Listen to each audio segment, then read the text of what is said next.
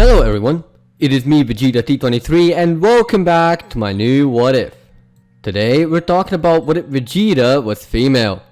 Before I start, I'd like to mention that I created a Discord server for you to join. The link is in the description of this video, so if you'd like to join in and talk to me and the rest of my fans, it's there. I'd also like to mention that I created an Instagram so you can survey my very uninteresting life. I mainly post OSA stuff. Now back to the video. Fan art time! And this time from Charmer T23 and his beautiful artwork of my channel avatar and this questionable margin Michael. But anyways, this is truly amazing drawing and shading and not an edit like some of you are doing. So I thank you Charmer T23 for this artwork. If you wish to be featured in the video like this, use the fan art channel in my Discord server to send your art there and I'll gladly shout it out in my next video. Now back to the story. In the last part we discussed how the revival of F went down and Vegeta was the one to destroy Frieza after Gohan gave the off to his father, who then gave it to Vegeta. Vegeta then wiped the floor with the cum stain and destroyed him. Whis then remembered Nappa, Vegeta's old friend, and decided they should bring him back as Vegeta knew he was a good friend. So they did. After that, on Beerus' world, Champa came in and did his Earth stealing stuff, which he partly failed but will succeed by winning a tournament. After they gather their fighters, they go to the fight. With the recap out of the way, let's continue the what if. First the fight is of course Goku and Potamo and he wins. Next up is Frost against Goku and Vegeta points out that Frost looks just like Frieza, but the personality is totally flipped, like a whole lot different, for now at least. Goku and Frost begin their fights and the second it starts, Goku berates Frost for not using his final form. Frost abides by that and goes full power. Goku can now finally use something more than a base form. He then goes head to head with Frost and Frost is landing pretty powerful punches. Goku then gets dizzy all of a sudden, falling out of Super Saiyan and fainting. Everyone in the bleachers are surprised that Goku, the one who is supposedly the most powerful among everyone, can fall just like that. Goku then wakes up and Frost tries to raise his hand like in the original, but Goku pulls his arm away.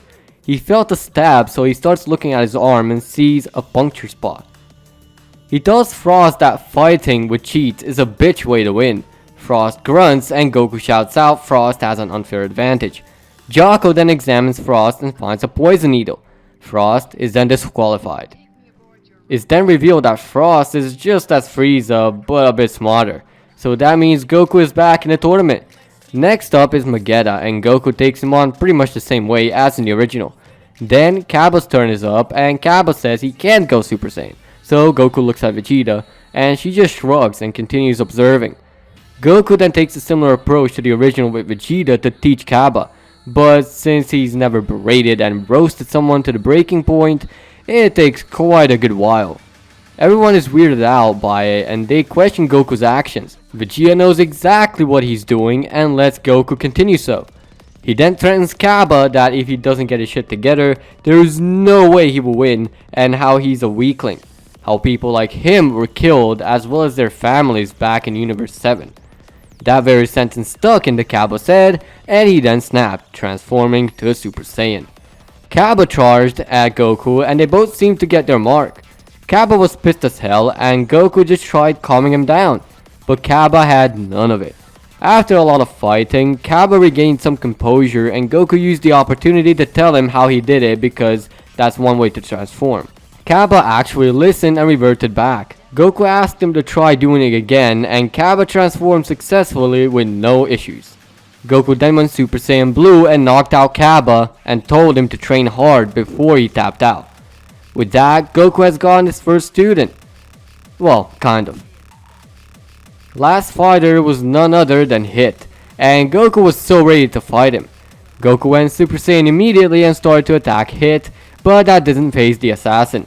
Goku then went Super Saiyan God and started to fighting, but even with the considerable increase in strength, he stood no chance. Goku then went Super Saiyan Blue and only then he grabbed an edge. Hit then did an improvement and he managed to increase his time skip he likes to use so much and started bullying Goku. After Goku had enough, he then did something no one has ever thought was possible, stacking Kaioken on Super Saiyan Blue. Hit then had no chance against now overpowered Goku, who was in Kaioken times 10 Super Saiyan Blue. Vegeta and pretty much the rest of the Saiyans were jealous and impressed at the same time, but something happened. Since Goku was quite worn down from previous battles, he couldn't sustain the stacker as he fell down, tired and in pain. Vegeta rushed down immediately, knowing she's next, and to help Goku as well. Vegeta is now in the tournament arena and is slightly worried about the whole thing, so she takes extra precaution. She takes into account the wear and tear on Hit and uses it to her advantage. Vegeta immediately goes blue and confuses Hit by using After Image. She then creates one going full speed at Hit, and Hit falls for it, ending up on the ground the very next second. Hit is trying to breathe but simply can't as he's too gassed out. Vegeta then picked him up and softly threw him out of the battle arena, knowing Hit has potential and not wanting to kill him. Hit wonders what the hell is Vegeta thinking and why didn't Vegeta kill him? Vegeta just replies that his kills are too good to be swept away by her hand, wanting to battle him again someday. Hit gained respect for Goku and Vegeta, letting Vegeta pull him out of the arena. And with that, Universe 7 won the tournament. They also won the Super Dragon Balls and they made the wish, and Zeno as well came along. Beerus made that wish to create a copy of Earth in Universe 6, and back at home, the two Saiyans decide to rest up a little more before they go continue training with Whis. Back on Earth, everyone was having fun. Goku and Vegeta went back to training, and Whis recalled the encounter with Zeno and told the two that Zeno isn't someone who can be fucked with. Beerus explained it very simply to Vegeta. It's how his father was to him, a bootlicker. Vegeta got mad at that and started screaming at the god for making her kneel down before him. Beerus tried freezing her in place, but she already went Super Saiyan Blue and wanted to go offensive on the destroyer. Whis calmed her down eventually. Goku wasn't so cooperative and just kept on babbling how he found a friend and how Zeno is just a friend to him. Beerus ignored every word and just continued to live. All of a sudden, a time machine appeared out of nowhere, and they knew who it was. They opened the machine and set future Trunks on the table so he regains consciousness. Goku and Vegeta are then informed, and so Whis then took them there. Trunks regained consciousness but was in huge pain. Bulma called Whis again to come quick or future Trunks might die. So Goku told Bulma to tell someone to power up, and so Kid Trunks did, and the squad used Goku's instant transmission to get there. Goku then picked up some senzu beans from Korin and gave them to Trunks. When he woke up, Trunks mistook Goku for someone and attacked him, but to no effect. Bulma then smacked him on his head, and Trunks came back to his senses and apologized. He then explained what happened to his timeline. At that very moment, Goku Black appears from his rift and sees Trunks and the rest. Goku sees him and goes to fight him. When Goku gets there, the battle commences. Goku turns Super Saiyan and starts trashing Black for a little while. Black then abuses his powers and gets a boost, making Black get stronger with every punch and kick he gets. After a bit, the rift starts reacting and starts pulling Goku Black through, but he still continues to fight and observe. Goku then turns Super Saiyan 2 and then starts trashing Black once again. Time Rift reacts yet again and starts pulling Black through, but before he gets pulled through, he destroys the time machine. With that, Goku Black is gone. Trunks is mad because the time machine is gone and they're thinking on how they're going to repair it. But then Bulma remembers the old time machine, so she goes, finds it, and starts repairing it. Meanwhile, he visits Gohan and sees he has a family. He also meets Mr. Satan and well, Hercule just flexes his skills. He then goes back and Mai comes out of the Capsule Corp and Trunks falls into tears.